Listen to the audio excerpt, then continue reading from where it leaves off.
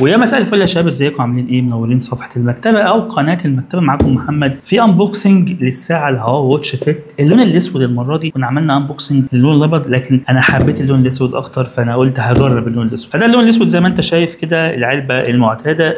خلينا نخش على شكل الساعه مباشره. نفتح بقى العلبه مع بعض بالشكل ده كده. نفتح بتكون متبرشمه بالستيكر بتاع هواوي ده، وادي شكل اللون الاسود زي ما انت شايف ده اهو.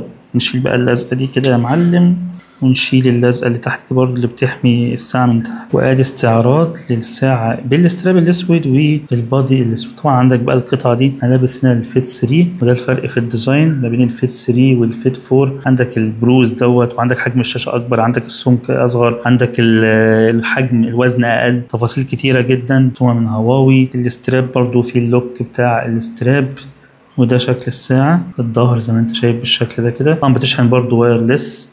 كنا احنا عملنا انبوكسنج للون الفضي، فالمرة دي ده بقى الانبوكسنج بتاع اللون الاسود وشكله. وادي شكل الساعة لما بنفتحها اول مرة. نلبسها بقى عشان ايه؟ نشوف ايه شكلها على الايد اهو. نظام هارموني او اس، نجيب اللغة العربي ونربطها على البرنامج. طبعا برنامج الهواوي اللي هو الصحة من هواوي باللغة العربي الصحة من هواوي بالشكل ده. احنا رابطين اوريدي الفيت 3، نربط بقى الفيت 4 كمان.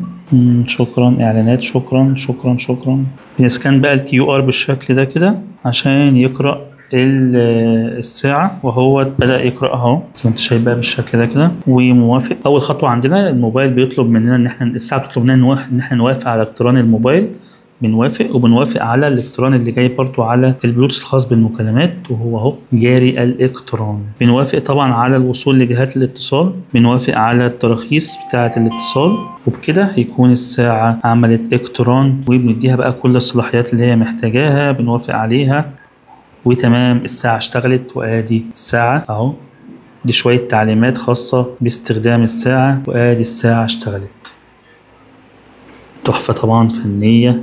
اللون الاسود احسن بكتير من اللون الفضي. بيقول لك انك لو عايز تخصص بقى الوان اهو، ممكن نخصص الوان الخلفيات بالشكل ده كده. جامد جدا. طبعا في مجموعه كبيره جدا من الخلفيات على الساعه. دي الاستيكرات، خلفيه خاصه بالاستيكرات. ندخل كده ونعمل بقى بننزل استيكرات ونقعد نطبعها على الخلفيه. نشوف خلفيه تانية. الخلفيه دي برده من الخلفيات الحلوه جدا، وبتجي لك القطه دي حسب حالتك المزاجيه. طيب احنا كده اصلا هنصور ريفيو تفصيلي، لكن انا قلت بس اوريك شكل الساعه اللي باللون الاسود بقى، وانتظر تجربة رهيبة جدا للساعة. هنخلص تجربتها لأن طبعا ساعة فيها إمكانيات كبيرة جدا، وكمان ساعة فيها تفاصيل حلوة، وكمان بتيجي بسعر غالي، فبنجربها تجربة شاملة وكاملة يعني. فأستناكم فيديو جديد.